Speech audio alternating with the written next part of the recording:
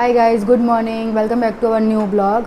કંઈ નહીં, આજે સોમવારની સવાર થઈ ગઈ છે ને કાલે તો અમે મધર્સ ડે મસ્ત ઉજવી કર્યો, મજા આવી ગઈ. કાલે સવારે હેતનો ફ્રેન્ડ આવ્યો, રાત્રે મને અમે જ્યાં જમવા ગયેલા હતા ત્યાં મારી ફ્રેન્ડ પણ મળી, તો મજા આવી ગઈ. કે બધા મેરેજ કરીને જતા ને પછી વાત કરવાનો ટાઈમ જ નહીં હોય ને. અમે પહેલા બહુ મળતા હતા, હવે બધું બધા જ બિઝી થઈ જાય, છોકરાઓ મોટા થાય એટલે. તો કાલે મળી ગઈ ત્યાં જ અમને હોટલમાં, તો ત્યાં અમે કલાક જેવી વાત કરી, મજા આવી ગઈ ને. એટલે કાલનો મધર્સ ડે તો મસ્ત ઉજવાઈ ગયો. હવે આજે બી બધું કામ કરીને પરવા ગઈ, કચરા પોતા ખાલી કપડા વોશિંગ મશીનમાં ધોવાતા છે ને દાલ ફ્રાય જીરા રાઈસ કરી લાગ્યા. અત્યારે મારે જરાક જવાનું છે ડીમાર્ટમાં. ડીમાર્ટ અમારે જરાક જ નજીક જ છે. તમે કોઈ વોશિંગ મશીનમાં કપડા ધોય તે એટલે ધોવાઈ બી જાય ને.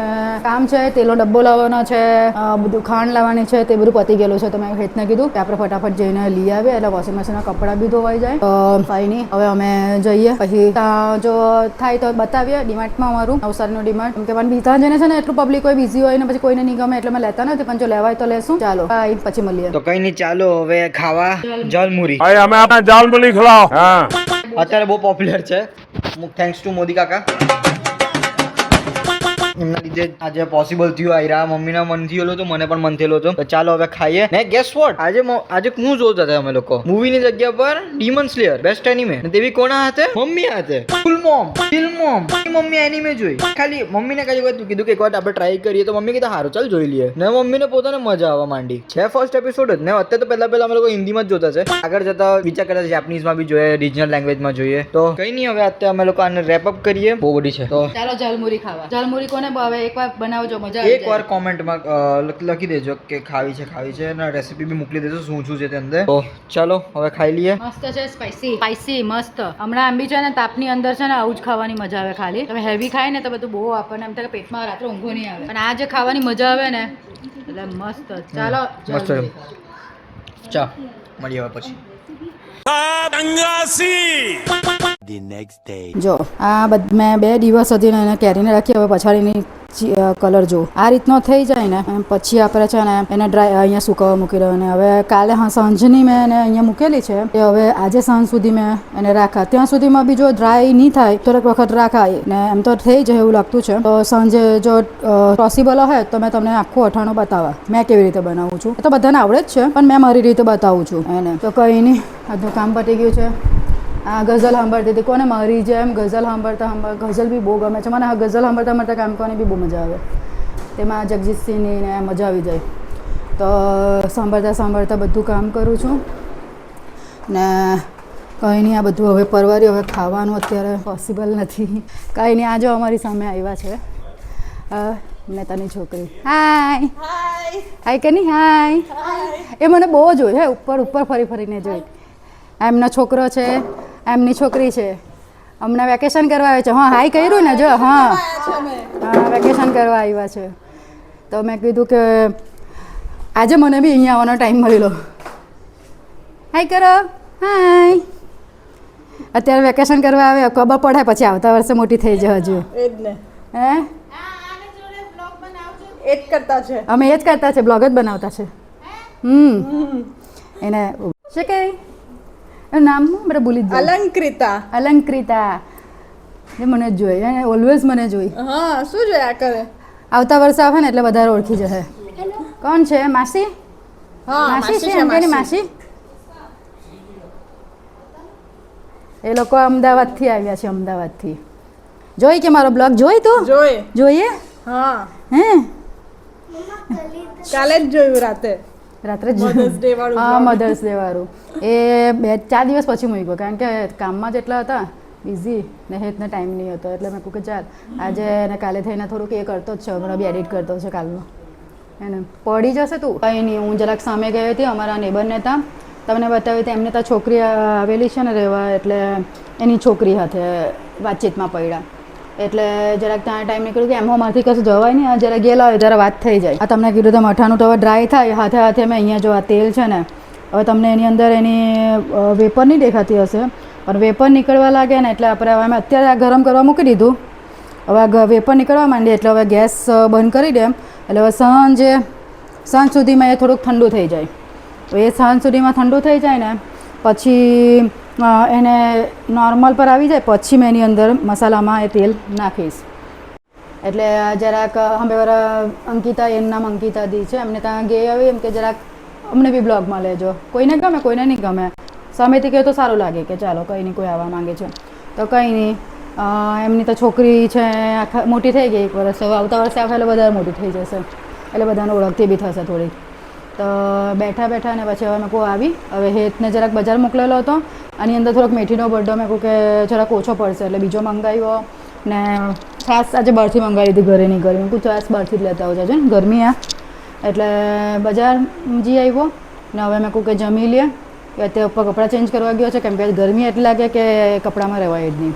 તો હવે જમી લઈએ, દાણા વેકાનું શાક, રોટલી, અઠાણું ને છાશ. તો ચાલો હવે સાંજે મેં તમને જો હની હેત ફ્રી હશે ને તો મેં આખી અઠાણાની રેસીપી બતાવીશ, કારણ કે એને એડિટિંગમાં ટાઈમ જાય તો કદાચ નહીં પણ આવે ને અમારો એક શોર્ટ્સ વિડીયો આવી ગયો છે, તમે એને જોજો. ચાલો બાય. ચાલો ગાઈસ સાંજ પડી ગઈ, સાંજ નહીં રાત પડી ગઈ એકચ્યુઅલી. જમીને હું પરવાડી ગયા, હવે મેં કહું અઠાણાવાળું કામ પતાવી દે.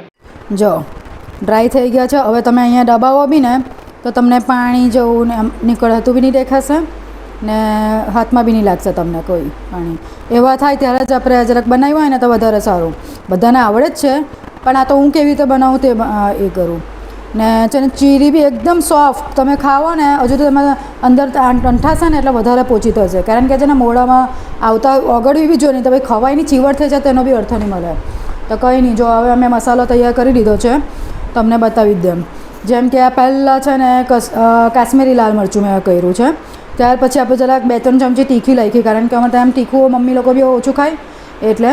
આ છે મેથીના કુરિયા, પછી આ છે મીઠું બી થોડુંક 2 ચમચી જેટલું, કેમ કે આપણે આમાં આંઠેલો હોય ત્યારે બી અંઠાયેલો હોય પછી વધારે ખારાશ થઈ જાય. ને હળદર, કેમ કે ઓલરેડી આમાં બી હળદર હોય એટલે હળદર બી 2 ચમચી જેટલું નાખી છે. અને હિંગ, બસ. હવે એની અંદર લોકો બીજું બધું, મેં ખાંડવાળા નથી કરતી, મેં તીખું અઠાણું બનાવું છું એટલે મેં ખાંડવાળું નથી કરતી પ્રિફર. એટલે બસ હવે આની અંદર જે આપણે મેં કીધું ને સવારના મેં તેલ ગરમ કરેલું, હવે તેલ ગરમ કરેલું છે, હવે એ ઠંડુ એકદમ થઈ ગયું છે. બસ એની અંદર મેં મસાલામાં ભેળવી દઈશ. તો હવે તમને અગાડી બતાવું. હમણાં થોડુંક જ તેલ નાખવાનું, મસાલો જેટલો આપણો મિક્સ થાય ને એટલું તેલ નાખવાનું, પછી બાકીનું રાખી મૂકવાનું આપણે. એટલે જ્યારે પછી આમ 2 દિવસ સુધી આમ ઠાણું કેરીના ચીરી અંદર એ થઈ જાય ને ત્યાં સુધી આપણે બહાર 2 દિવસ રાખવું, પછી આપણે એની અંદર વધારે આ બાકીનું તેલ બી નાખી દઈશું. મેં છે ને આશરો જ રાખું છું, મને છે ને બધું માપ કરવાની ટેવ નથી, કેમ કે બધાને તો જુદી જુદી રીત હોય. કોઈને મેથીના કુરિયા વધારે ભાવતા હોય, કોઈને મીઠું વાળું વધારે હોય, કોઈનું એકદમ ફિક્કું ખાતા હોય, એટલે મેં મારી જ બનાવું છું કે જે રીતે આપણે ખાતા હોઈએ. બસ હવે આ મિક્સ થઈ ગયું, હવે એની અંદર અમારા ચીરિયા બધા મેં નાખી દઈશ. પછી જરાક વધતું ઓછું હોય ને તો નાખી દેવાનું, એવું કંઈ છે નથી કે આપણે આ માપ હોય તે જ બરાબર છે. બસ આ બધી ચીરી મેં આની અંદર નાખી દઈશ. તમને હજુ બી કંઈ અંદર ઓછું લાગતું હોય તો પછી ઉમેરી દેવાનું. આપણે કાંઈ અહીંયા હોટલમાં આપવા જવાનું છે, તેલ આગળ વધતું ગતું હોય તો બધામાં જ થાય, એટલે હું આ રીતે જ કરું છું. થોડાક જ તેલ નાખવાનું, એટલે અત્યારે છે ને એની અંદર બરાબર મિક્સ કરી દેવાનું. ને એટલા ઓછા તેલમાં જ છે ને અત્યારે 2 દિવસ સુધીને રાખો ને એટલે એનું પાણી છૂટે પાછું, ને ઉપર તેલ આવી જાય પછી પાછું આ તેલ નાખી દેવાનું. બસ હવે આ રીતે બધમ ચીરીને છે ને મસાલો મિક્સ થઈ જાય, બધી ચીરી પર લાગી જશે હમણાં થોડીક વારમાં, પછી તો તેલ છૂટી જશે એનું ને બરાબર મસાલો બી અંઠાઈ જશે. હવે જરાક તેલ મારે જોઈતું હતું તમે નાખી દીધું હવે. ને હવે બસ જો આ તમે જ જોઈ લો, બધી ચીરી ઉપર છે ને મસાલો એ થઈ ગયો, મિક્સ થઈ ગયો. હવે તમને અત્યારે ડ્રાય લાગશે, તમે એને કાલે સવારે જોશો ને એટલે તેનું પાછું થોડુંક પાણી છૂટશે, પ્લસ 2 દિવસ પછી તો એનું બધું તેલ બી છૂટી જશે. પછી બાકીનું તેલ આપણે બરણીમાં ભરીએ ને ત્યારે એની ઉપર રાખી દેવાનું, એટલે આખો વરસનો અઠાણું રેડી. એવું છે, જોયું તમે? લાલ ચટાકેદાર. અત્યારે તમને કદાચ આમાં એ લાગે પણ લાલ ચટાકેદાર અઠાણું થઈ ગયું છે. બસ આ રીતે અઠાણું તૈયાર થઈ ગયું. હવે 2 દિવસ આને મેં રાખી મૂકા આવી રીતના જ આ જ પોઝિશનમાં, એના પર ઢાંકી દેવા કટકો એટલે એનું પાણી છૂટ્યા કરે. પાણી છૂટે, તેલ છૂટે, કેમ કે જરાક મીઠું નાખ્યું આપણે, પાછું હળદર નાખ્યું જરાક, એનું છૂટે ને પછી 2 દિવસ પછી બાકીનું તેલ મેં બરણીમાં ભરા ને પછી એની ઉપર તેલ આખું ઢાંકી દેવાય, એટલે એનો રગડો બી થઈ જાય ને મસ્ત અઠાણું થઈ જાય. તો કંઈ નહીં, આજે અમે જમી લીધું. આજે અમે લોકોએ છે ને હક્કા નૂડલ્સ બનાવેલા હતા, તો જમીને જ મેં કહું કે રાત્રે કરીએ એટલે ડ્રાય વધારે થઈ જાય તો જે ખારું પડે, પછી આપણને વાંધો નહીં આવે. તો કંઈ નહીં, આ સાથે જ હવે આજનો બ્લોગ હવે એન્ડ કરીએ. તો જો તમને મારો બ્લોગ અઠાણું તમે કેવી રીતે બનાવો તે કોમેન્ટમાં કહેજો, કે આની અંદર કંઈ ઉમેરવાનું હોય ને તમે કંઈ ઉમેરતા હોય તો તે પણ મને કહેજો. હું આ રીતે બનાવું છું. તમે કંઈ જુદી રીતે બનાવતા હોય તો કોમેન્ટમાં લખજો કે અમે આ રીતે અંદર નાખીએ છીએ. તો કંઈ નહીં. ને તમારો અમને અમારો બ્લોગ ગમતો હોય તો લાઈક કરો, શેર કરો, સબસ્ક્રાઈબ કરો અને બેલ આઇકન દબાવવાનું ભૂલતા નહીં. ચાલો બાય.